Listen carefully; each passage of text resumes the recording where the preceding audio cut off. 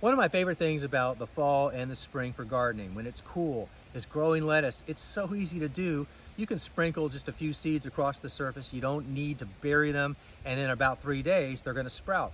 And then in another week or two, you're gonna be able to start harvesting lettuce. And lettuce can be harvested, leaf lettuce that is, anytime you've got leaves on it. So from the time that it gets a few inches tall to the point that it's going to flower, you don't wanna wait that long because that's when the lettuce becomes bitter. It's bolting at that point. So anytime in between is ideal. And the way that you harvest lettuce with leaf lettuce, there's 3 ways that you can do it. And the first way is just to grab it at the base, all of it, and then just take a sharp knife and just cut across approximately, let's say 1.5 inches above the base. And if you do that, the basal point where new growth emerges is still intact and you haven't harmed it. And so you're gonna get new growth there. And you can see that right here. I did this just last week. You can see where I made the cut and you can see all the new growth emerging. And I did that on 3 plants. So there are 3 examples right here and here and here.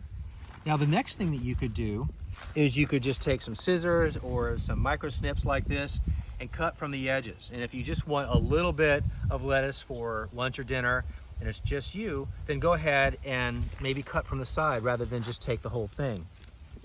I'm not sure what the rationale would be for one over the other. I like to just do it quickly and take it from the top, but you could certainly cut from the outside.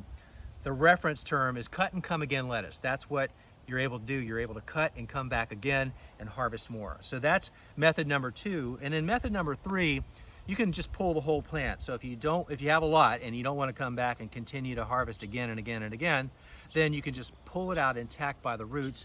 I'll go ahead and do that on this one right here. And the reason I would do it this way rather than just cut it above is if maybe I want to take this to a dinner party or something and you want to have the freshest of lettuce.